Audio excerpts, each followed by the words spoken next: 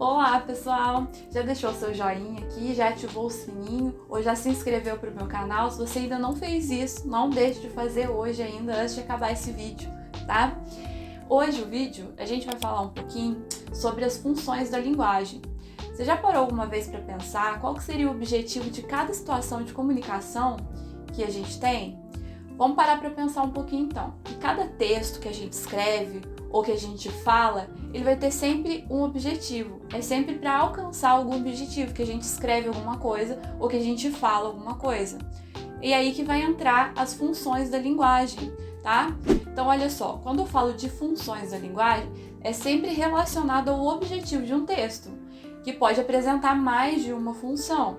Quais seriam essas funções? A primeira função que a gente vai ter na língua portuguesa é a função poética, que seria um texto com características de poema. Então a gente vai ter aí sentido figurado, vai ter rimas, alguns recursos sonoros.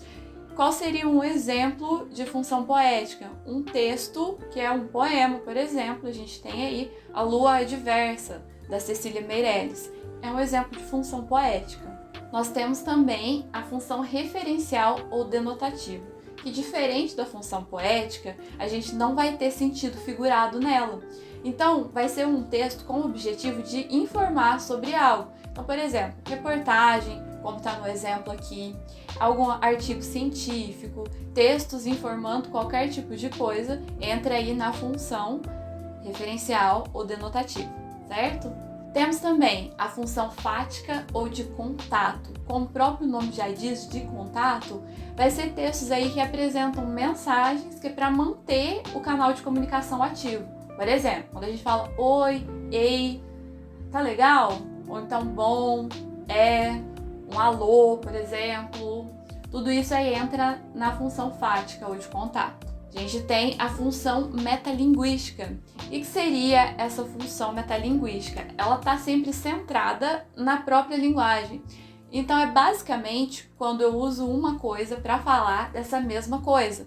Por exemplo, uma pintura de alguém pintando, ou então um filme que tem como tema cinema, que é a mesma coisa falando sobre a mesma coisa.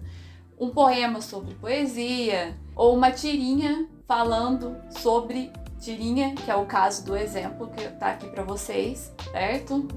E aí, por último, a gente vai ter a função conativa ou apelativa, que seriam os textos que têm o objetivo de convencer ou de instruir. O que entra então? Que tipo de texto entra aí na função conativa? Seria no caso de propaganda, bilhete, tá? E a gente vai ter sempre verbos no modo imperativo. Por exemplo, que tá aqui do lado, vire, cuidado com a água parada, evite a dengue. A gente tem um exemplo de propaganda, né, um anúncio publicitário, e a gente vai ter aí dois verbos no imperativo, que é dando ordem ou conselho, certo? Na função conativa ou apelativa. Por isso que tem esse nome, tá? Conativa, apelativa, que apela, certo? Normalmente a gente vai encontrar aí em propagandas, certo? Então essas são as funções da linguagem, cada uma tem um objetivo diferente, importante a gente saber quais são esses objetivos, certo? Para estudar, cai muito em concurso, cai no Enem, cai em vestibular, certo? Então é isso aí, espero que tenham gostado. Se tiver alguma dúvida, deixa aqui nos comentários. Não deixe de seguir o canal e até a próxima!